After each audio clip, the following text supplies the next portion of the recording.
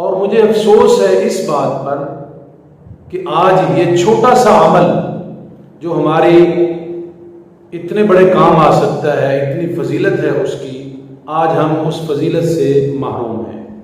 ہمیں پتہ ہی نہیں، ہم دنیا کے کاموں میں لگے ہوئے ہیں، دنیا کی مصروفیات میں مگن ہیں، یا کسی بھی فرقے سے کسی کا تعلق ہو تو وہ اپنے اعمال کرنے میں مصروف ہے، لیکن جو رسول اللہ صلی اللہ علیہ وسلم نے چھوٹے سے عمل پر اتنی بڑی فضیلت بیان فرمائی، اس کی طرف ہماری توجہ نہیں۔ اللہ کے رسول نے بیان فرمائی، کون سی زبان جن کے متعلق اللہ تعالیٰ نے قرآن حکیم میں فرمایا ہے وَمَا يَنطِقُ عَنِ الْهَوَىٰ إِنْ هُوَ إِلَّا وَحْيٌ يُوحَىٰ، کہ میرا نبی اپنی مرضی کے ساتھ نہیں بولتا جب تک اللہ آسمان سے وحی نازل نہ کر دے۔ اور ہمارا عقیدہ کیا ہے کہ پوری دنیا جھوٹی ہو سکتی ہے، اللہ کے رسول صلی اللہ علیہ وسلم کی بات کبھی بھی جھوٹی نہیں ہو سکتی۔ آپ نے جو فرمایا وہ حق اور سچ فرمایا۔ تو آج اگر ہمیں پتہ چل جائے کہ یہ عمل اتنی فضیلت والا ہے، اس کے بعد وہ باوجود بھی ہم محروم رہیں، تو یہ ہماری بدبختی ہے، بدنصیبی ہے۔ دیکھیں چھوٹا سا عمل کہ انسان 10 محرم کا روزہ رکھے، اس کے ساتھ ایک روزہ پہلے ملائے یا بعد میں ملائے۔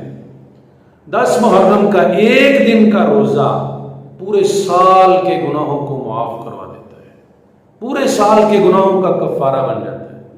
اگر کسی دنیا دار شخص کو یہ پتہ چل جائے کہ میں ایک دن محنت کروں اور میں پورا سال سکون سے بیٹھ جاؤں، مجھے کسی قسم کی کوئی تکلیف اور کسی تنگی سے کوئی ڈر نہ ہو، میرے سارے گھاٹے ختم ہو جائیں، میری سارے سال کی ضروریات پوری ہو جائیں، تو وہ بڑھ چڑھ کر اس دن میں محنت کرے گا، زیادہ سے زیادہ اس میں کوشش کرے گا۔ یہ ہماری دنیا کے لیے توجہ ہے، لیکن دین کے لیے ہماری توجہ نہیں ہے۔ دین کے لیے ہم یہ بات نہیں سیکھتے۔ تو ایک دن کا روزہ جو ابھی میں بیان کرنے والا ہوں، اللہ کے رسول صلی اللہ علیہ وسلم کی حدیث، ایک دن کا روزہ پورے سال کے گناہوں کا کفارہ بنتا ہے۔